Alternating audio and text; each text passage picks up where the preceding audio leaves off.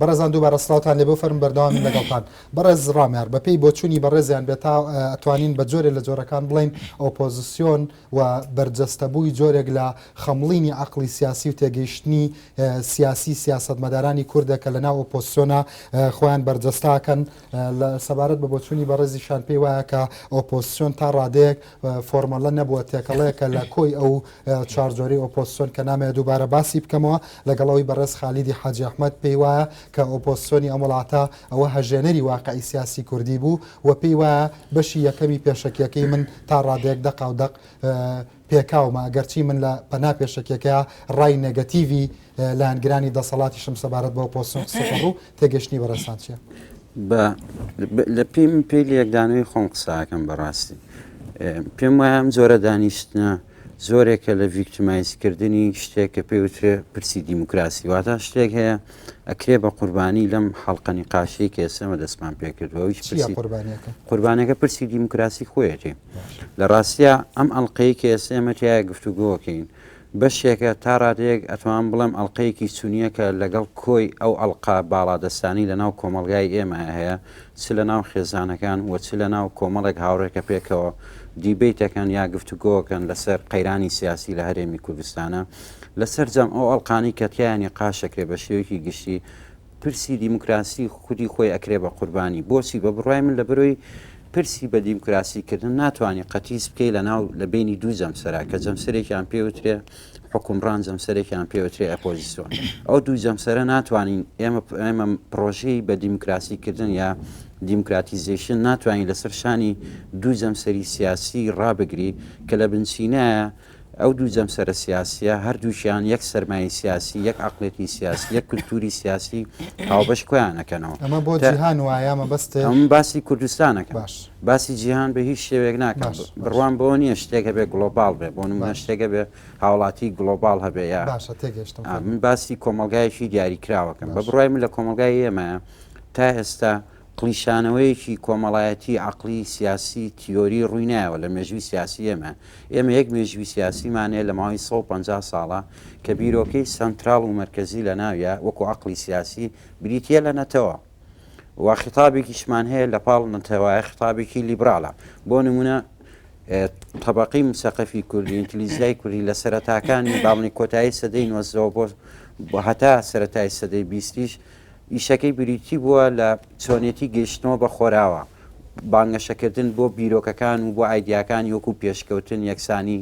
ژن و پیا و بوونی دەوڵەت بوونی کەلتورێکی دیموکراتی پێشکەوت و خواست مەسەن گرنگیدان بە زانست و پێشکەوتن چۆنێتی لە ئاساییکردنەوەی ئەوەی کە پێوترێ خۆراوە لە ناو مخیال و عەقڵێتی خەڵکی وڵاتانەیە کەونە دەرەوەی کەواتە ئەم جەدەلەی کە لە فەزای سیاسی کوردیا هەیە بە ناوی سەرپێکەوتنی ئەزمون و پرۆسەی دیموکراتی و دروستبوونی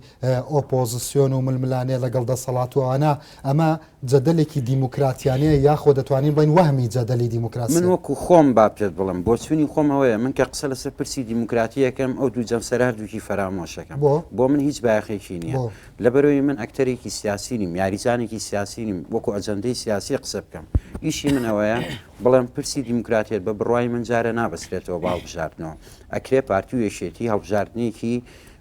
بێغەڵ و غەشیش دروست بکەن بۆ تۆ ئێستا خۆ لە وڵاتێکی وەکو ئێرانە هەڵبژاردن هەیە هیچ مشکلێکی حکوومەتێکی سەمی دیموکراتیشە ئەو پارتە سیاسیریا سەرۆکۆماری ئێران کێسە ئەحمەدی نەجادە باڵبژاردن ناتووە پێشتر خاتەمی شێشێ هەمان باڵبژاردنێن بەدەی پێدەستوریش دیاری کراوە و سەرۆکیش ماوەکەی دیاری کراوە لە دوو تێرم زیاتر ناتوانێت خۆی هەڵبژێرێ بەڵام ئایا ئێران کۆمەلگایەکی دیموکراتی و لیبرال و کراوەیە نەخێر لە ئێران حکوومەتێکی ئایدۆلۆژی حکومەکە کرانەوەی سیاسی نییە تعدودێتی سیاسی نییە بە مانایەکی موەسساتی باش بەڵام ئەمە بۆ من و ڕەنگە بۆ بینەرانیش ناڕۆشن بێت تۆ ئەڵی مەسەلەن بکەرە سیاسیەکانم بۆ گرنگ نییە باشە ئەی تۆ تەبەنی تێگەیشتن و شیکارە سیاسیەکانی خۆت ئەگەر مەسەلەن فعالەکانی ناو ساحەی سیاسی کوردی فڕێبیتە دەرەوەی تەحلیلەکانە لەوە هەمە لەوە فرینایە دەرەوە فرینایە دەرەوە بەڵام پێم وایە پرسی دیموکراسی لە کۆمەلگای ئێمە ئەگە لە ساڵانی 91 بە معیار ئەو تەجروبەی کە دروست بۆ لە کوردستانە یەکەم سەرنجامی فاکتەرێکی نێودەوڵەتیە سەرنجامی بزوتنەوەیکی کۆمەڵایەتی ڕووناکبیری سیاسی ڕزگاری خواست نەبووە وە کۆی لە ئەوروپای ڕۆژهەڵات بۆ نمونە گەشەکردنی حرەکەی سیاسی ئەنتی کۆمۆنیزم نیزامە کۆمونیستی و فاشەکەی ڕۆخان لە ئەوروپای ڕۆژهەڵات و ئینتیقالیان کەنەوەی مەسەلەی دیموکراتیک ترانزیشن ڕوویدا ئینتیقالێک بە زۆرێک لە زۆرەکان بەرەو کۆمەلگایەکی لیبرال دیموکراسی کە لاسایی خۆراوە بکاتەوە ئینتیخابات دەبێ و مۆستا دەبێ و ئەم شتانی کە وەکو کڵێشامی شاوترێت زۆر باشە بەڵام من مەسەڵەن جارێکی تری جواب بزانم لە دانیشتێکی تایبەتی خۆمانە ئەو پرسیارم لە جەنابەت کردوێتەوە یەکێک لە ئیشکالەکانی مسەقەفی کوردی ئەوەیە لە بەو کەرەسە معریفیەی کە هەیەە زۆر جار ناتوانن شیکاری بکەن بۆ ئەو واقع سیاسی و ئابووری و اجتیماعی کە تیایان ئێستا خەڵک لە نووسەرێکی گەنج و مەشهوری وەکو ڕامیار مەحمود ئەوە ئەخوازێ کە بڵێ ئەم نیقاشا کە تۆ ئەڵی قوبوڵم نییە ئەی تۆ مەسەڵەن هەلومەرجی ئۆپۆزیسیۆن دارێمی کوردستانە چۆن ئەبینیت دیدت چییە لەسەری پرسیاران ئاسایە بەڵام پرسیارە وەڵامیان بۆ بمەرجێ نایبەسمەوە بە پرسی دیموکراتێتەوە لە بڕی پرسی دیموکراتێت لای من فراوانترە یعنی ئەوە لە شوێنێکی تر ئاتوانین باسی بکەین زۆر باشە بەڵام تۆ گەر بڵی ڕێی من چیە لەسەرەوە بچم پێم وایە لە هەموو کۆمەلگای سیاسی ئەو بەشەی کە پێوترێ کۆمەلگای سیاسی کە پێچوانەی کۆمەلگای مەدەنیە بریتە لە بەشێکی بریتە لە حسابە سیاسەکان تۆ دەوڵەتی ژا حکوومەتیش ئەبێ لە ڕێگەی سنووقەکانی دەنگانەوە دروست بکەیت و تۆ ئەبێت بە تەنافوسیش بڕوە بۆی تەنمی سیاسی ڕووبدات ئۆپۆزیسیۆن بە قەنەعاتی من لە سوارسیەوەی اینی لۆکاڵیۆ سێری ناکەم لێرە زۆر تیۆری تەماشاکەم پێم وایە دروستبوونی هەر بزوتنەوەیکی سیاسی لە کۆمەلگای کوردیە ئەبێ لە ڕوانگەی گەشەکردن و تەنمی سیاسی وەسی بکرێ بەشێکە لە تەنمی سیاسی لە کۆمەلگای ئێمە تۆ ئۆپۆزیسیۆن نابەستیتەوە بە پرسی دیموکراسیەوە تۆ هەڵبژاردن نابەستیتەوە بە پرسی دیموکراسیەوە لە کاتێکە ئەوەی کە لە علومی سیاسیە خوێندکارانی ئەم وڵاتەی خوێنن لە کاتێکە ئەوەی کە بەحسە لەسەر پرسی دیموکراسی ئەمە بە دوو لە ڕەکیزە و ڕەگەزە پێکێنەرەکانی سیستمی دیموکراسی ئەزانن من نەموتووە تاوان تۆ حکوومەت هەر بە هەڵبژاردن دروستەکەی بە هەڵبژاردنێکی ناڕاستە خۆش بۆ کۆی کە ئێسش بووە بەشێکی ترادیشناڵ لە دنیاە من کێشم لەگەڵ ئەوانە بەڵام پێم وایە پرسی دیموکراسی یعنی تۆ ناتوانین وڵاتێکی دیموکراتی دروستکەی بە تەنها لە هەڵبژاردن کورت بگیرەوە دیموکراتیەتی هەڵبژاردن جیاوازە دیموکراتیت چەند لایەنێکیە جگە لایەنی هەڵبژاردن کە زۆر گرنگە لایەنێکی ئیجرایی گرنگە ئەبێ ڕوو بدات بەڵام لایەنێک تریشە بریتە لە کللتوری ئەبێ دانیشتوان لە ناو کۆمەلگای دیموکراتیزە بکرێ پێویستە کللتورێکی دیموکراتیە بێ مۆسادی دیموکراتی بێ فەسلی سوڵتا دەبێ جاکردنەوە لە بینی کۆمەلگای مەدەنی و دەوڵەتە و پێویستە یاسا سەروەری هەبێ مەسلەی یاسا سەروەری پێم وایەکێکە لە معقدرین شتەکان کە لە شەرقی ئەوسەد تا مەسلەی یاسا سەروەری عملی دروستکردنی یاسا خۆی قورسە ئەو عملی زۆر باشە کاتێک کە لە ماڵەوە دانیشی و سەیری تەلەڤیزیۆنەکە یا لەگەڵ خزمەکان تا یا لەگەڵ کەسوکارەیە ئەم جەدەلەی کە لێرە ئێستا ئێمە ئەیکەینەوە دووبارە جەدەلی قاوەخانەکانەوەوانەکە هیوادارم ئێمە بە لۆجیکێکی ورتر و بەرپرسیارانەتر چەمکەکان شی بکەینەوە مەسەڵەن تۆ بۆ خۆت لەم جەدەلە ئەبوێری لە کاتێکە ئێستا کورتیا ئەژی و کۆمەڵک خەڵک پیان وایە ئۆپۆزیسیۆن دروست بووە خەریکە کەوینە سەر پێ بەرەو سیستمێکی دیموکراسی مەسەڵەن جەدەلێکی زۆر هەیە دەسەڵات پیان وایە کە ئۆپۆزیسیۆن لە گوتاری سائیدیانە ئۆپۆزیسیۆن شتێکی باش و خزمەتی پرۆسی دیموکراسیەکات لە کاتێکا کە لە ئاستە پراگماتی و عملیەکەیە مجتەمەعەکەت لە بەردەم پێکدادانێکی زۆرایە کە شۆڕ بۆتەوە بۆ ناو زانکۆ بۆ ناو کافەکان بۆ ناو پەرلەمان تۆ بۆ خۆتی لێلا ئەدەیت تێگەیشتنت چییە لەسەر ئەم جەدەی لە کوردستانە هەیە پێت وایە جەدەلێکی بێزەنتیە نانم پێم وایە یەکسانی سیاسی گرنگە بۆ دیموکراسی تعدودێتی سیاسی گرنگە هەموو شتانە ڕەوایە هەموو شتانە ڕەوایە و پێویستە هەبێ بەڵام مەسلەی ئەوەی بەڕێوەبردننی ململانی سیاسی لە کۆمەلگای ئێمە چۆنە ئەوان پرسیارێکی تر ئەوەی کە ڕۆیە بۆ نمونە با من سێری با بڵین فاکتەرەکانی گۆڕانکاری چی ئەگەر وەکو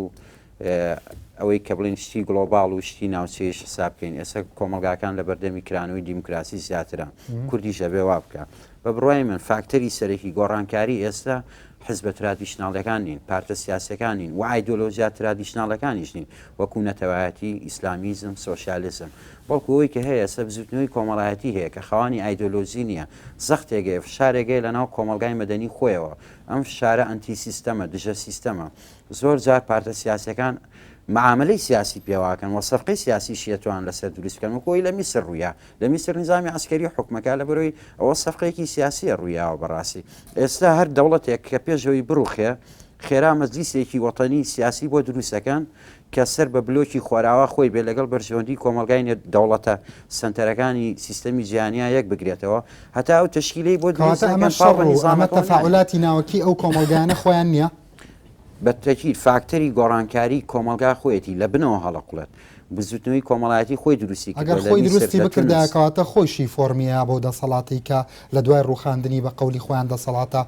تۆتالیتار و دیکتاتۆرەکان. ئیشی بزوتنەوەی کۆمەڵایەتی ئەوە نییە بێتە سڕحکم ئیشێکە با بڵین ئەوە ئیشی ئەحزابە سیاسەکانە بۆ نمونە ئێستا بڵین گۆڕان یا کۆمەڵ یەکگرتووە ئەمانە بەرنامی سیاسیانێ وەکو معارەزەوانە بەرنامی سیاسیانێ پێشکەشی کۆمەلگایەکەن پێشکەشی دوولایەنە حکومڕانەکەی ئەڵێنەوە بەرنامی ئێمە ئەتوانین شێریکەین گفتوگۆی لەسەر بکەین مفاوزاتی لەسەر بکەین بەڵام بزوتنەوەی کۆمەڵایەتی ئەوەی نییە بزوتنەوەی کۆمەڵایەتی بزوتنەوەیەکە سیاسیە ئەتوانێت ئیتاری سیاسی بگۆڕێ ئامانجەکەی گۆڕانکاری کۆمەڵایەتیە لە کۆمەلگایە یعنی خۆی وەکو ئەکتەرێکی سیاسی هەڵسکەوت ناکە دیزاینێکی سیاسی بێ بڵێ بە پێم دیزاین و پرۆگرامە من کۆمەلگا بەڕێوا بن لێرە ئەم نمایشە کۆمەڵایەتی حزوری هەیە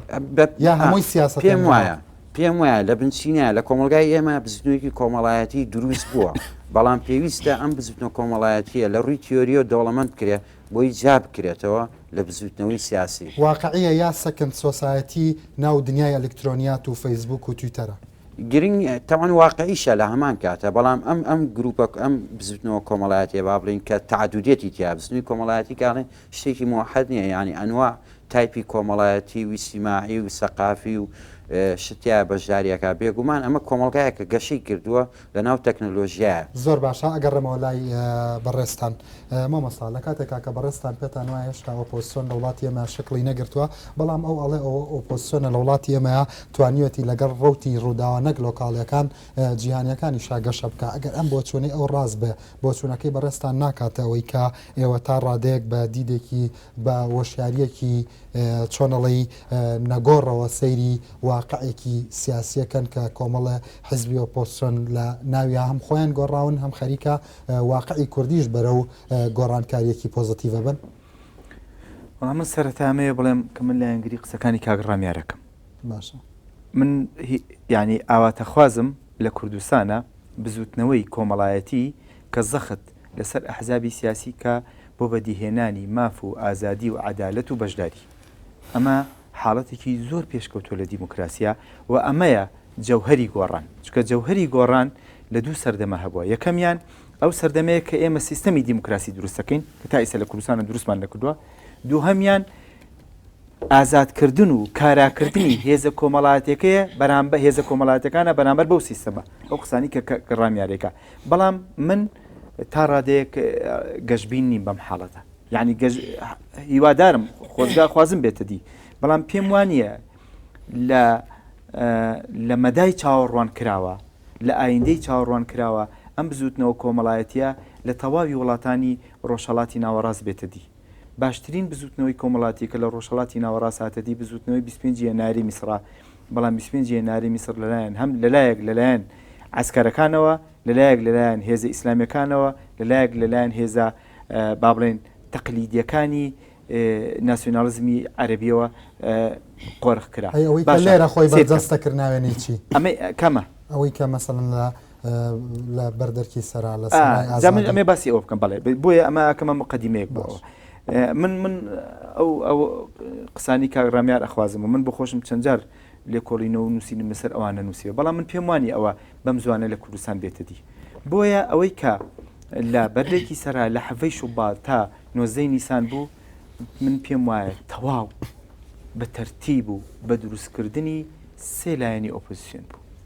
بەیاننامەی 29/1/2011 هەمان ناوەڕۆکی ئەو بزوتنەوەیە بوو کە لە بەردێکی سەرا بوو ئەو گەشەکردنە کۆمەڵایەتی کە ئێوە تەمەناکەن هێشتا سەر پێ نەکەوتووە واقعی کۆمەڵاتی ئێمە ئەگەر دوێنێ دەسەڵات بە قەولی ئەوان سیاستان دوێتی ئەمڕۆ ئۆپۆزیسیۆن من پێم وایە هەمان شتە من لێکۆڵینەوەیەکم هەیە وەختی خۆی ئەگەر یارمەتی بە ئەم جملێ تاوکم کاکە ڕامیار ببەخشە من لێکۆڵینەوەیەکم هەیە وەختی خۆی لە سایتی سپەی بەڵام کردێتەوە بە ناوی کۆچەریانی سەردەم و پەنابەرانی ئازادی کە باسی ئەو بزوتنەوە کۆمەڵاتیان ناکەم من زۆر تەمەنا کرد کە بزوتنەوەی گۆڕان بزوتنەوەیکی کۆمەڵایەتی ڕیفۆرمیستی بێ بۆ بەدیهێنانی داخوازیەکانی خەڵک بەڵام بزوتنەوەی گۆڕان لە یەکەمین لەحزەوە یان لە لەحزەکانی با بڵێن بە تایبەتی دوای انتخاباتی 25 بووە هێزێکی سیاسی لەلایەن ڕابەرە تەقلیدیەکانەوە لەلایەن حرەسی قەدیمەوە لەلایەن نخبەی سیاسی کۆنەوە و لەلایەن نخبەی سەقافی کۆنەوە بەڕێوە بەس بۆ گۆڕان ڕاستەیە نابوو هەمویان ڕاستە بۆ هەمویان ڕاستە بۆ پارتیویکێتیش ڕاستە بۆ ئیسلامیەکانیش ڕاستە تەنانەت بۆ ئاوێنە و هاوڵاتیش ڕاستە بە بڕای من یعنی ئەوەی کە ئێستا ناخر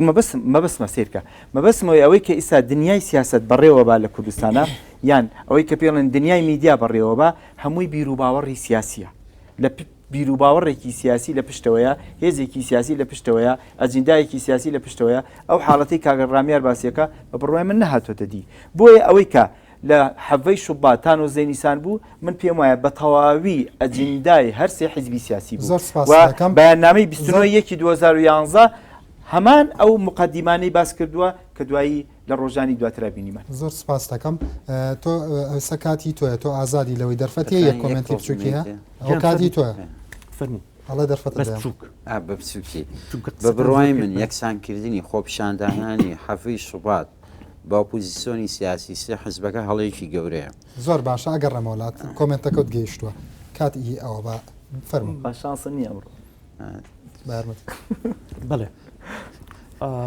ئەگەر مێ قسە لەسەر قسی برادران کە شتێکی ترە یاخودەکە تۆ تێوە پرسیاری من بە تایبەتی مەسەڵەن بۆ چوونەکانی ئەم تەواو پێچوانەی جەنابتە تۆ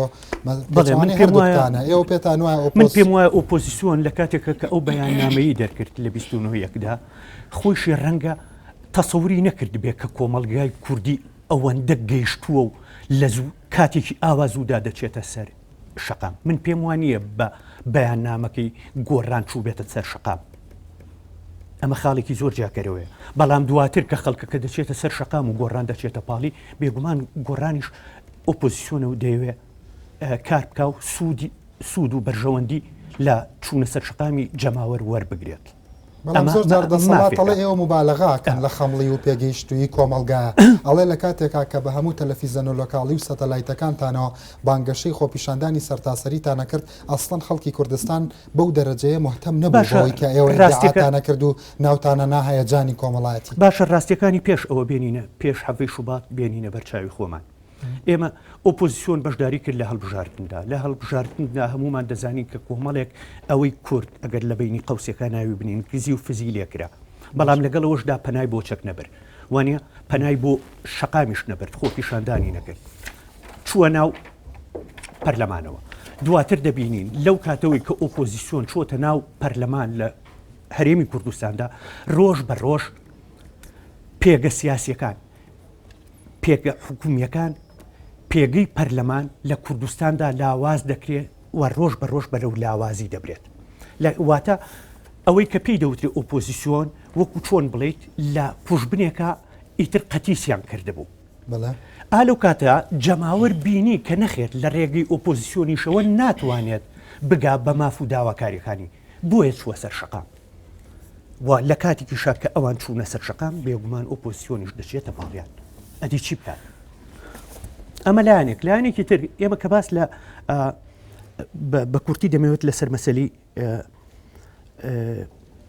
ئەوەی بابەتانی کاکرامیار کۆمەڵێ شتی زۆری وروژاند من پێم وایە ئەوەی کە پێی دەوترێت دیموکراسی لە واقعدا پرۆسەیە واتە هیچ کاتێک کامڵ نەبووە حتا وەکو لەو وڵاتانەشا کە پێشکەوتون کەم تا زۆرێک ئەگەر سێری بکەین مێژوویەکی دیاریکراوی هەیە ئەم ڕۆکە لە گەشە سندندایە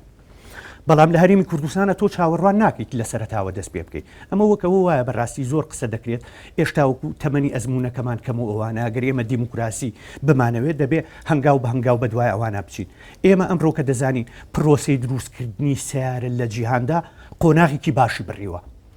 و ئەم سیارەی کە ئێستاکە من و تۆ بەکاری دەهێنین باشترین مۆدێلی سیارەنی و سبەینێ سیارێک دێتەکایەوە کە ڕەنگە بۆ ژینگە زۆر باشتر بێ لەوەی کە من و تۆ هەمانە ئەگەر کورد بێوێ دەوڵەت بێوێ سیارە دروست بکات دەبێ بچێتەوە لە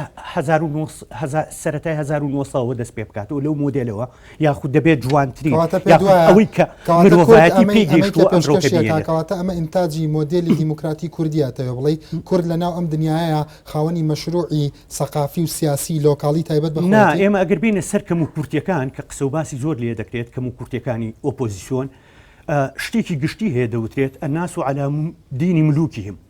تۆ دەسەڵاتێکت هەیە کە بیرمان نەچێت دوێنێ و پێرێ لەلایەن جیهانەوە ڕاگەیەنرا کە عێراق دووەم گەندەڵترین حکوومەتە لە جیهاندا باشە قبولی دەکە یاخودنا ئەمە ئەو دەسەڵاتە نییە کە ئەمڕۆ کە دەی بابڕێەوە خۆ ئۆپۆزیسیۆن نیە واتە ئێمە لە ژینگەیەکە قسە دەکەین کە گەندەڵترین دووەم گەندەڵترین دەسەڵاتە لە جیهاندا لە ژینگەیەکی ئاوادا تۆ دەتەوێت ئۆپۆزیسیۆنەکە یەکسەر شێوازی ئۆپۆزیسیۆنێکی کەواتە تۆ پێ دوای ئەم لە تەحلیلەکانیان 50/50 کا دایمە مەسەڵەن ناوی ئۆپۆزیسیۆن و دەسەڵات دەهێنێتە تەنیشتی یەک بۆی کە بڵێ هەردووکتان لە کەم و کورتیەکانە شەریکن هەردووکتان لە ئەم واکە بزەبت بۆ نمونەیەک لەو قسانەی کە دەوترێت یاخود جەنابیش لە پێشەکی بەرنامەکەدا باسی لێ کرد کە بڕێکی زۆری ئەوانەی لە ئۆپۆزیسیۆنان پێشتر هەتاوەکو بوجیان بۆ خوراوە لە ناو دەسەڵاتە بوون ئێ باشە خۆ ئەمڕۆکە وەساون لەو خواردنە وانە دەبا دەسەڵاتیش بۆسێت یعنی تۆ دەتەوێت ئیتیهامی بکەیت بەوەی کە وەساوی نەخێت دەبێ هەر گەندەڵ بیت هەر خۆی معنەویە یا نا ئەو بێگومان مەبەستم تۆ نیە مەبەستم لەو کەسانەیە کە دەڵێن لە پێشتر ئێستا لە ئۆپۆزیسیۆنە کار دەکەن و پێشتر لە دەسەڵاتە بەڵام ئەوەی لە پێشەکەکە وتم ئەمە تەسەورێکی باو نییە زۆر نییە نا من پێم وایە ئەمە زیاتر مەبەستم ئەوەی من دروستم کردووە یا ئەو قسەیە بێگومان قسە وەکو قسە ڕەنگە هەبێت و هەشە گومانی تێدا نیە زۆر باشە بەڵام ئەوەی کە تۆ قسە بێنی بیکەیتە پێشەکیەت واتە دەتەوێت زیاتر قسەی لەسەر بکەی ڕوونکردنەوەکی منیش لەسەر ئەوەیە من پێم وایە کەسانێکی تێدا هەیە لە ئۆپۆزیسیۆنە کە پێشتر لە دەسەڵاتە بوون ئەگەر لە ناو ئەم کەسانەدا کەسانی گەندەڵیش بوو بن کەسانێکە بوو بن هەتاوەکو بوجیان لە بەردەستا بوو بێ خواردوێتیان خۆ ئەمڕۆ وەستاون دەبا دەسەڵاتی ئەمڕۆ بەڵام ئەمەش خەرێر نییە مەسەڵەن ممارەسەکردنی دەسەڵات لە 100% یەکسان بکەین بە پرۆسی خواردن پێدوانیە تۆ بەم قسەیەت فەزایەک دروستەکەی کە خەڵکی باش و دڵسۆزی تر نتوانێت توخنی دەسەڵاتی کوردی بکەوێت تۆ پێدوانیە فەزایەک دروستەکەی سبەینە ئێوەی ئۆپۆزیسیۆن ببن بە دەسەڵاتی تر دەسەڵات لە کۆنستی کوردیا ئەکەی بە منبع و مەزدەری فەساد و دزی و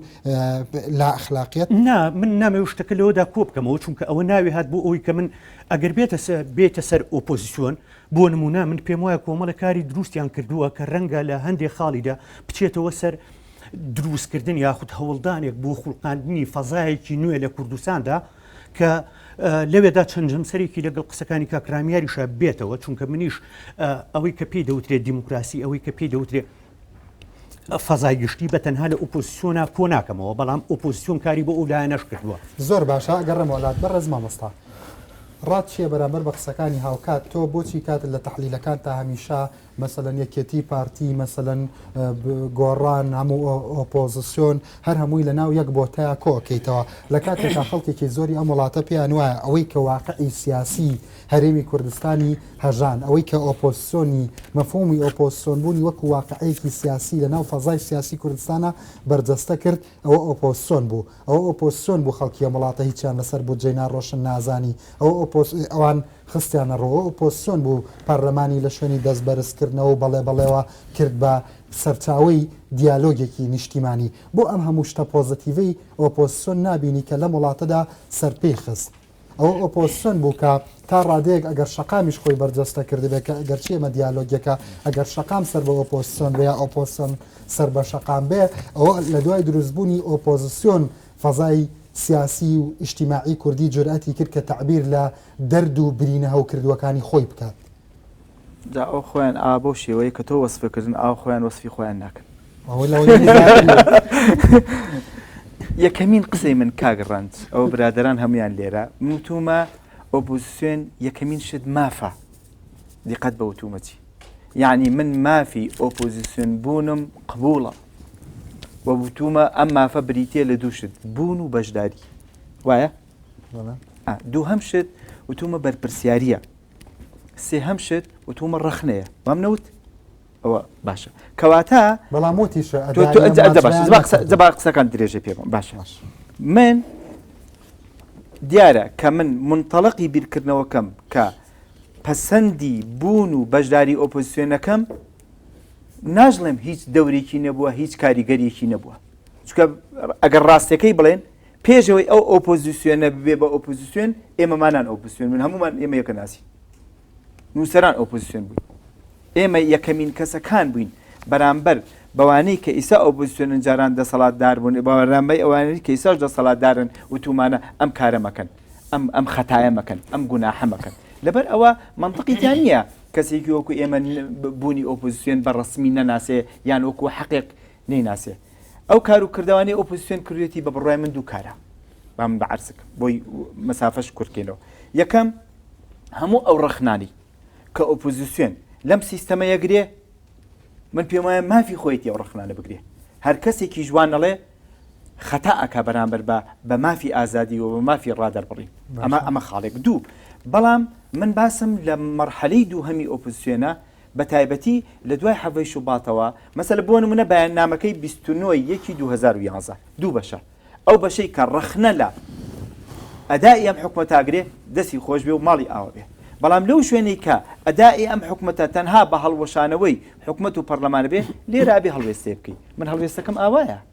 ئەمەیە مەسەلەکە ئەگینا تەواوی ئەو بە جۆرێ قساکە نانەخۆتە ئەوتا من لە بیدانە بەستمەوەی تۆەوەی کە کای سیاسی ئامادە بێ وەکو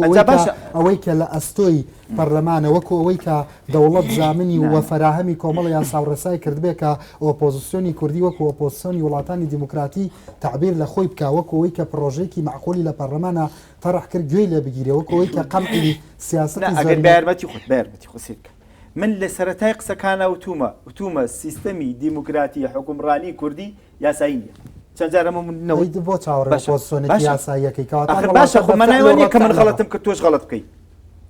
ئەو قسەی کە کا خالیدی کە ئەناس و عەلا دینی ملوکیهم بەڕای من مبررێکی واقعی نییە یعنی لەبەرێ من خراپ بم ئەگەر خوا نەخواستە من مەلیک بم یعنی تۆش خراپی لەسەر کۆمنتە ڕاستیگەر تا دوێنێ خواردبێتیان وەکو لە پێشەکێکە وتومە و مەسەلەن لە بودجە ناڕۆشنەکە پشتیان هەبووە ئەوانیش تەراتێنیان بە پاری کوردەوە کردووە ئەو ئەڵێ ئیتر حەڵاڵە بێت چونکە ئەوان وازان لێنە کات سیرکە هەموو کاتە بۆ باشکردنی ئیشی باش ئەو من هەموو وەختێ وتم هەموو کاتێک لایەنێک ئیشێکی باشکە ماڵی ئاوا بێ دەستی خۆش بێ بەڵام کێشەی ئەساسی ئەم وڵاتەی ئێمە کە قسەیەکی کە ڕامیار زۆر دقیقە ئێمە سیستەمی حکومڕانیمان لەم وڵاتەی ئێمە سیستەمێکی یاسایی نییە هەروەکۆی حوسنی مبارەکی جوانە بوو باشە کە سیستەمەکەمان یاسایی نییە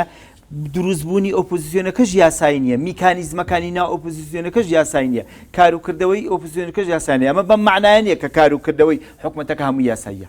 بۆیە تەمەشا ئەکەی ئەم قسەی کە حکوومەتەکە چۆنە ئۆپۆزیسیۆنەکەش وایە ئەمەیە منتەڵقی ئێمە بۆ ڕەخنەگرتن لەم سیستەمە سیاسی یعنی ئەوەی کە پێی ئەوترێ ژیانی سیاسی یان پێی ئەوترێ مجتەمەعی سیاسی لە کوردستانە هەمووی بە یەک میکانیزم کارەکە با پێ بڵێم میکانیزمەکە چییە ئەمما هێزە ئەمما بەرژەوەندیە ئەمما فری و دوو لە ڕووی حەزری درۆیە ئەمما قسەی نەریتیە لە حاڵێکە بەدیلەکە چییە ئەبێ لە جیاتی هێز دەسەڵاتی قانونمان هەبێ لە جیاتی بەرژەوەندی ماف و ئازادیمان هەبێ لە جیاتی فری و درۆ شەفافێتمان هەبێ لە جیاتی نەریتی بیرکردنەوەی کۆن عقلێکی نەزەری پێشکەوتومان هەبێ من تەماشاکەم ئۆپۆزیسیۆنەکەش و حکوومەتەکەش بە هەمان عقلی نەریتی یان بە هەمان عقلی کۆن بەڕێواچن بۆیە حەقیقەتی ڕخنە لە هەردوو باشە ئەگەڕێ وڵات بینەرانی بەڕێز و خۆشەویست پاش بەڕاستی لەبەری کە برادران سەرنجیان زۆرە لەبەر گەرم و گوڕی و گرنگی باسەکەش هەوڵێم ئەم بەرنامەیە بکەم بە بەشی یەکەم دواتر لە بەشی دووەمدا لە هەفتەی ئایندەیە درێژەی پێین و میوانانی بەشداربوویش پرسیارەکانیان نەخەنە ڕوو هاوکات زیاتریش جەخت لەواکەم ئەگەر میوانەکان بەیەکەوە تەبابن و کۆک بن و یا قسەی تریان نەبێت هەوڵێم دیالۆگەکە بۆ ئاراستەیە بەرین ئایا چی بکەین مەسەلەن بۆ ئەوی کە ئەم تەشەنوجە ئەگەر ئەوان کۆک بن لەسەرەوەی کە پێویستە بە ئاراستە و کەنالیزەی بکەین بە ئاراستی دیالۆگێکی عقلانیە ئەبێ لە کێوە دەست پێ بکەین و پەنجەکان بخەینە سەر کام برین